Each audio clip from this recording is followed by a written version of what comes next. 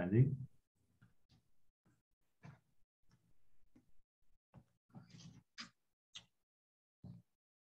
Okay, next, are there deep space SSB craft operating under the new Space Force right now? Not that I'm aware of. They're a shell of an operation, and they have nothing interesting that I'm aware of right now. No one's sharing any real interesting technology with them.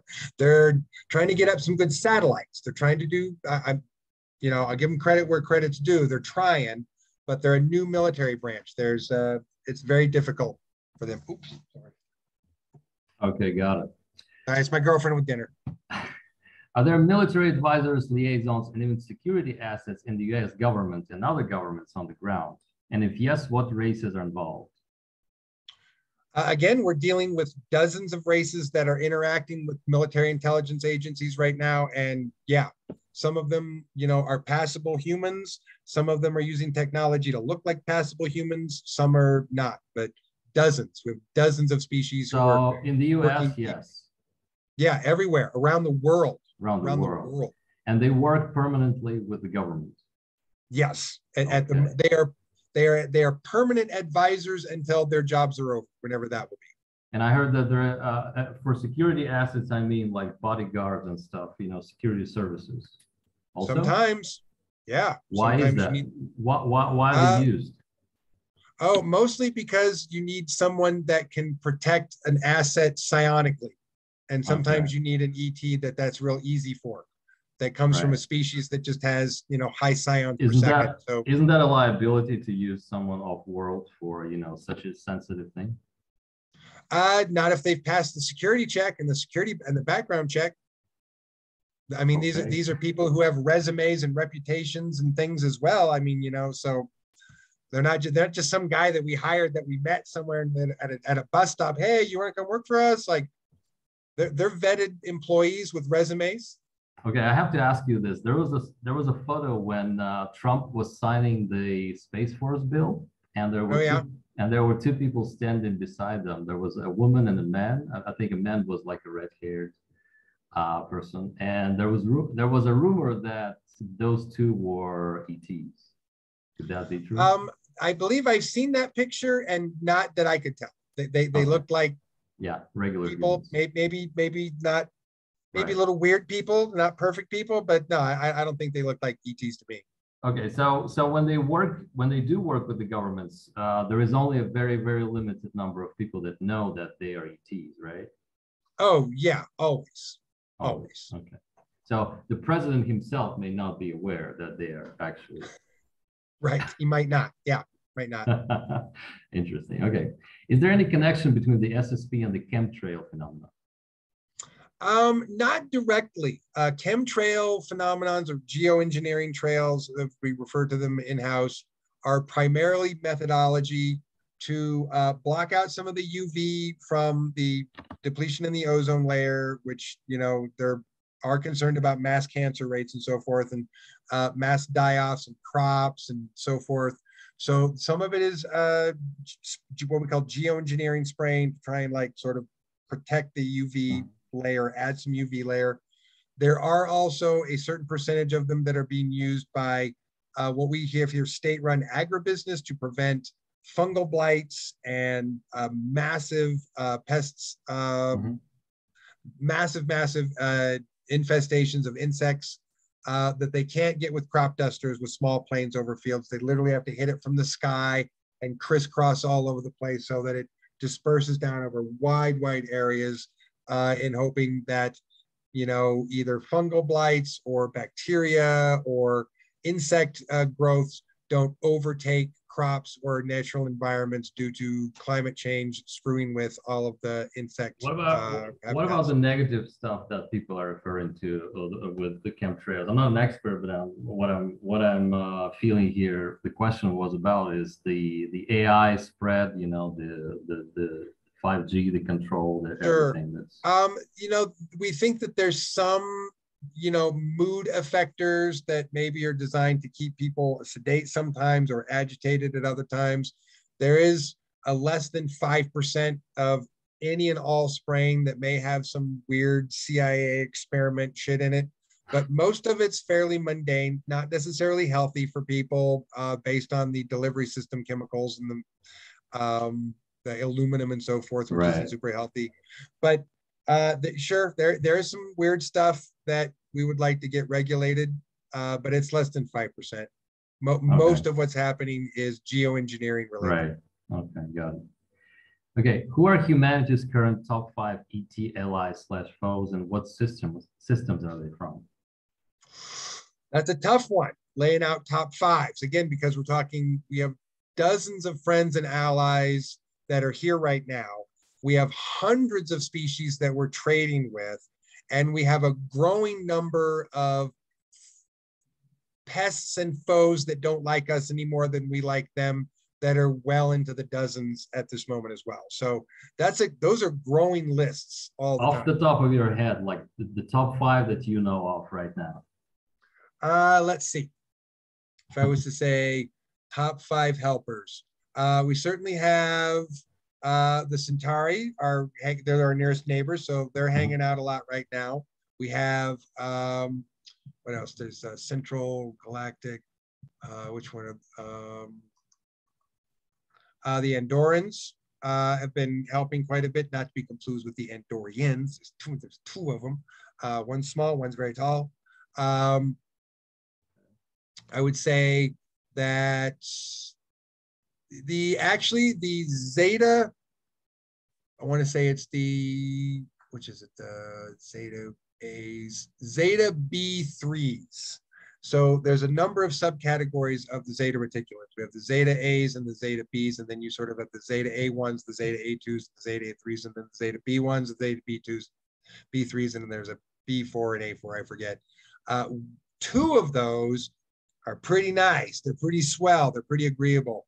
And I believe the B3s are doing a lot of busy work for us right now, because we've made an arrangement that they can keep an arrangement with. The other ones didn't want to keep arrangements, so those are doing pretty well. I would say, what was the ones that just showed up? What their names are? Short little dudes. Place with a C. Yeah, I'm losing track of it. How about the traditional 5? You know, the Lyrans, the Pleiadians, the Syrians, and so on. I would say that they're still acting as advisors, but you know what? I think we've made some cooler friends since then, to be honest with you. We've gotten out in the galaxy and we've made some cooler friends that are helping us get some shit done a little bit faster. Some of our old friends were really the kind of friends that wanted to see us do things really slowly because they didn't want to see us get ahead too quickly.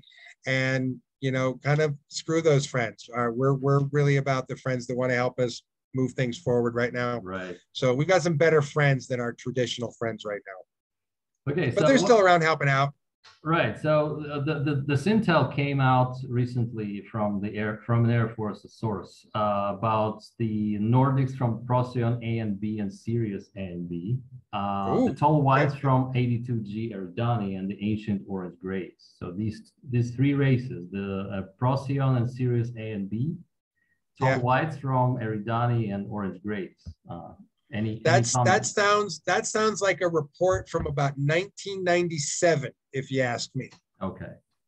Yeah, that sounds like a really old report that someone's putting out as brand new information. That sounds about 20, 25 years old. Actually, this person said that as the Nordics and the tall whites are actually working on the SSP craft, so the deep space exploration craft is. Oh yeah. We've had them working with us for decades, and they still do. Okay. Yeah, okay. But I would say if someone was listing those as our main allies, that sounds like 25-year-old information. Okay. Do you know anything about orange grays then? No, I'm not sure which ones are the orange ones. I know that they're different shades, and I'm not sure which ones are the orange ones. Okay, got it. That could be the B3s. I'm not sure. Right. I'm not super familiar. Okay, you once said that the progenitor races view Terran development very differently. What was the main insight they gave you? That long-term thinking. So, they're really looking at centuries, thousands of years, millions of years of evolutionary development, when they're looking at a species, a planet to develop. When I was having a conversation with a ET is millions of years old, and I was asking about, so what's your plan here, for our planet and our species? And he kind of laid it out for me, and I don't think I'll go into it, but I was like, okay, that's cool. How long is that going to take? And he was like, about maybe another 2 million years. And I was like, 2 million years? And he's like, oh no, we've been at it for like 18. We're almost done. And that just blew my mind for a second that, this has really been a 20 million year project. Apparently, as he was saying, he says, we've been really managing this for like 20 million years, for 18 million years on a 20 million year plan. We only got 2 million left. Well, we're almost there. Right. And where were those guys from? Can you say?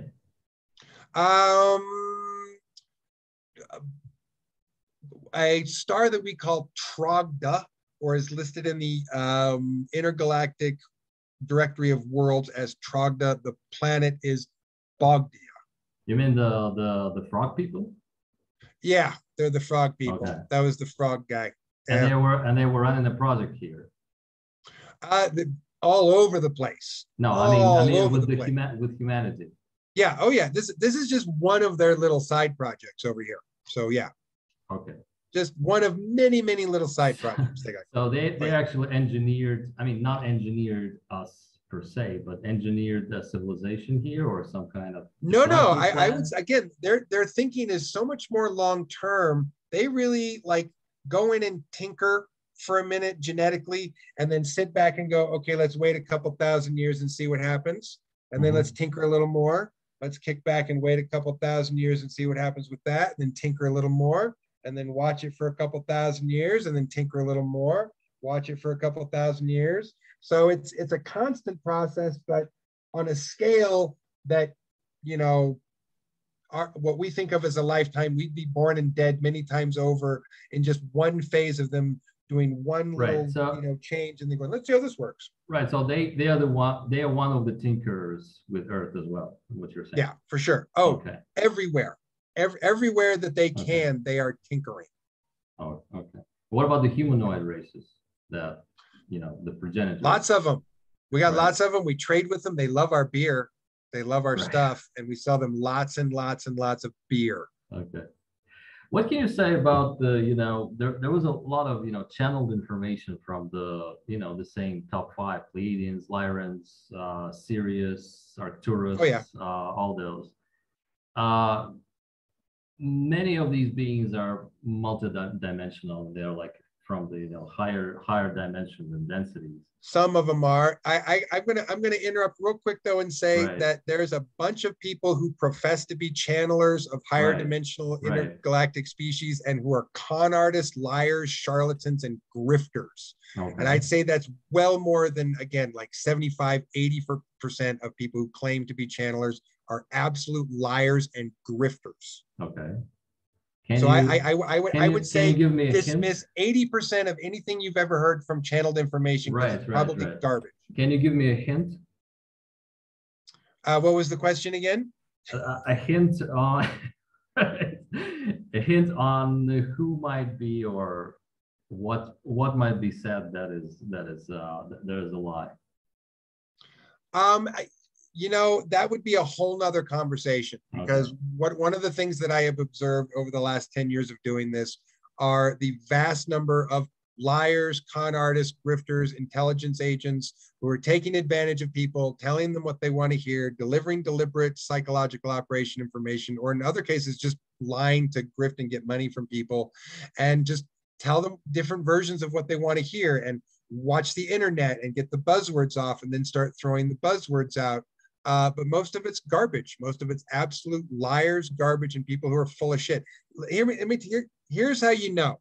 If someone tells you exactly what you want to hear, and tells you that the world is happening and unfolding in a way that's exactly the way you want it to be, and exactly who's the good guy and bad guys are that you want them to be it's probably a pack of lies. Okay. But if it's like a higher spiritual information that is more neutral, I would say that maybe I'd say maybe that might be taken more seriously. It's So what you're saying is it's difficult to pinpoint without saying, right. like, you really have to start, like, we would really have to break down, like, information wise, what kinds of general things are these people telling people to get them to believe or follow what they're saying, versus what kind of actual information that can actually help someone with their development. And that sometimes takes a fine eye and ear of understanding development and being able to really, like, say, split hairs and say, oh, that sounds good, but no, it's actually garbage on how a person, a mind, a psionic person actually develops. So there's just a lot of people that don't know any different. They don't know what works and what doesn't. So they hear something that sounds good and they go, oh, that sounds good. But it's, most of it's garbage. Most of it's based on repeating buzzwords, repeating things that people have said for decades that haven't amounted to anything. Okay, good. Yeah, that's another conversation, I guess. It is. It's a long one. You said that the Draco have been mostly purged from the Terran space. Do they still have control or alliances with the cabal groups in politics, banking, Hollywood, etc.?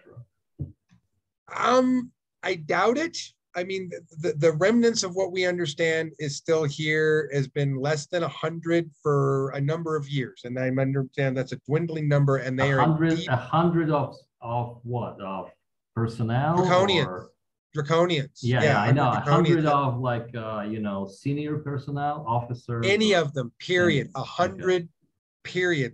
Under 100 for about on the surface, right? Somewhere. Anywhere on this planet. Right. Anywhere. They're all hiding underground right now. They're all hoping that we won't hunt them and find. If we find them, they're done. But no, okay, they're either hiding or gone. Right. Okay. So go ahead. Okay. In your group's opinion, is there such a thing as a positive human ET hybridization agenda going on right now? And would humanity generally be interested in a further ET hybridization? Yeah, to be honest, I think that most of the ET hybridization programs are for our benefit and for our evolution and our well-being. That doesn't mean that they all are, but most of them are. Right. So whether we like it or not, they're helping us develop and evolve, by some actual genetic splicing and tinkering. But it's everybody. It's everybody in the whole world. No one is a special, hybrid. Everybody on the planet is a freaking hybrid. So no one's a special hybrid. Everybody's a hybrid. It's not special. We're all hybrids. Right. Thank you. So there is no hostile hybridization agenda going on that you can, pinpoint. Oh, I would say that we've eliminated as many of those as possible. Any of those programs that are still running are not operating lawfully and are being done so, under a radar. Who would that be doing that? Hard to say. There's a lot of sneaky T species that don't like their activities being traced. So tough call. I would say, there are probably two types of species that might still be trying to do that. You have a type of species that thinks that they know better, and so they might, whether it's against the law or not, might do it anyway, versus those who are just have an agenda, a personal agenda of some kind, and therefore think that what they're doing is right for us or right for them or whatever, and would also be doing it unlawfully. Anyone who's still engaging in it as a lawful exercise is doing so with an approved, scientific engineering outcome process that can be, basically regulated by intergalactic observers. Okay. Are the Zetas doing that lawfully right now? No, they have been exited from the solar system a number of years ago, so they're not doing shit right now. Okay, so, and finally, about disclosure. From your group's perspective, what is delaying the disclosure right now?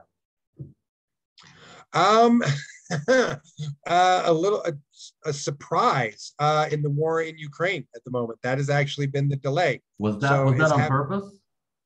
I don't think it was. I think it was a bit of a monkey wrench, and we're just going to have to adapt to what is now happening now instead of what we thought was going to happen, and wait for what happens next. Now that it's happened, can you is it used as a way to maybe promote disclosure further, or are you waiting for that to subside and then?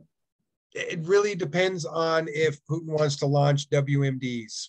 That could change the whole equation sooner than anything else. So he keeps making the threat. We know he's pretty serious about, doing it if he really wants to. The question is when he feels it's to his advantage or he's desperate enough to do it. I don't know. Okay. He in his past, he's been a great chess player. He's been a sloppy chess player in this. And so I don't think he's doing himself or the Russian people or the Russian army any favors by trying to run this operation, because he's run it into the ground. Okay. Is the hoax alien invasion scenario still on the table? Was the insectoid invasion you mentioned going to be real? And was that insectoid group called Trentaloids? What's the strategic logic behind the invasion scenario? Yes. And so no. the option is on the table. The hoax option is on the table. It wasn't going to be real. It's real. It's real. Yes, it's happening. Yes, it's real. It's not a hoax. There will be real aliens. There will be real people dying. There will be real explosions. That's very real. Okay. So Trentaloids? Not that I'm aware of. That does not match the information that I have. Okay. What's the name of the group that you have? I am not allowed to say at this time. Where are they from? Can you say? I do not know, or I'm not allowed to say at this time. Okay. When is it going to happen? Any minute now. It's event driven. So to be honest, watch the world conflicts get hotter, watch civil conflicts get hotter, and really the worse it gets, the closer we're going to get. So why do you need to wait until something bad really needs to go down for it to happen? Because you want it to be so bad that everyone comes together immediately to fight the alien threat. But why can't you just do it now? I mean, not do it now, but allow it now, I guess, because psychologically that doesn't work on half the population. Half the population wouldn't psychologically accept it. Half of them would still fight amongst each other and hate each other. The only way that it works is when it's so desperate and so threatening that everyone clings to each other as Terrans and their only hope for survival against an alien threat.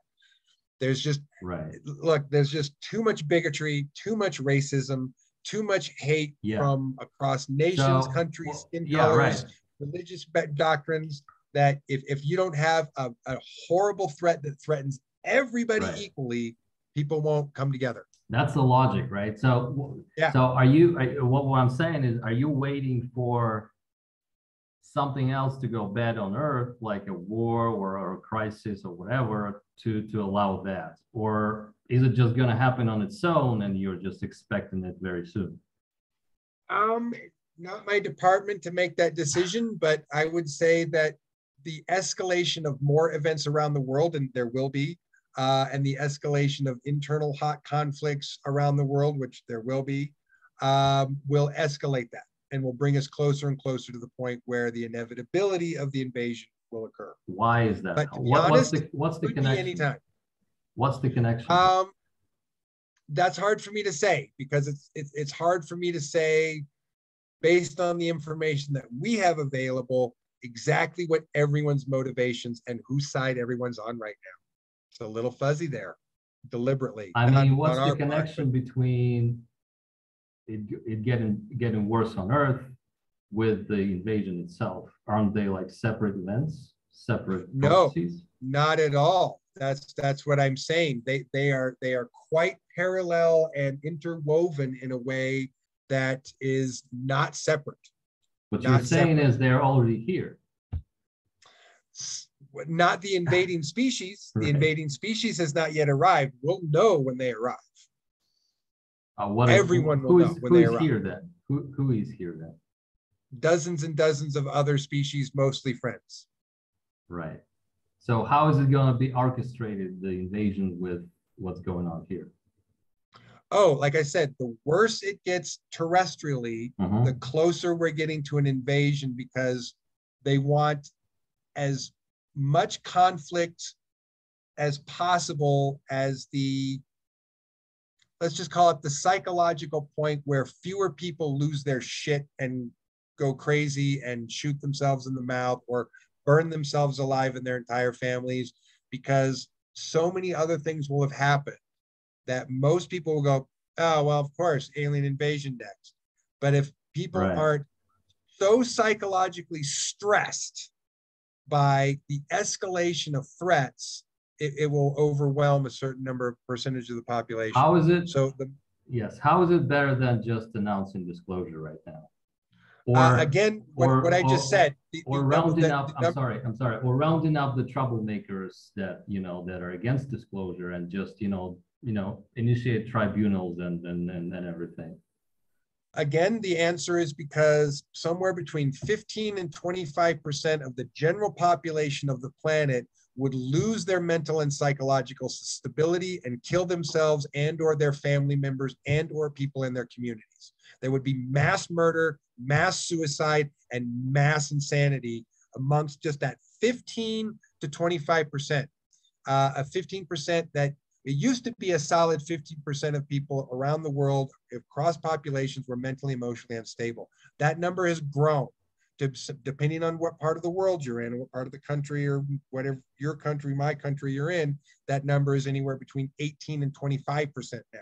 So depending on where you are, that number is higher. And if those people are overwhelmed psychologically too soon, then they will lose their shit. They will kill themselves. They will kill members of their own families, and they will kill their neighbors because they will have lost their fucking minds and been overwhelmed by a mind that cannot grasp that kind of change. But if you go threat, threat, threat, threat, threat, threat, threat, then eventually it's like, oh, aliens, sure, let's do that. And then people are more psychologically ready. Then that number of mass suicides, mass murders drops down into the single digits somewhere, and not into the double digits if we're lucky. So it's to mitigate mass murder and mass suicide. To be honest with you, it is to mitigate mass murder and mass suicide. I see. Okay, that's very clear. And we have two to go. What are the chances of the elites leaving Terra or having left already when the transition occurs? Some have, some continue to do so.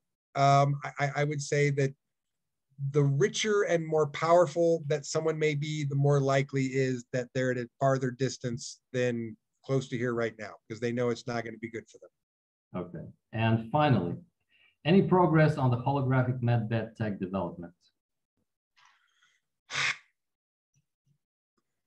No. Okay. Sadly, no. I think that it's all been a financing issue, and so I think we're finally about to deal with the internal financing and stop dealing with external financing. But we'll see if it matters. We'll see if we can get to any kind of development before, there's a technological shift because of an invasion. But not giving up on that one.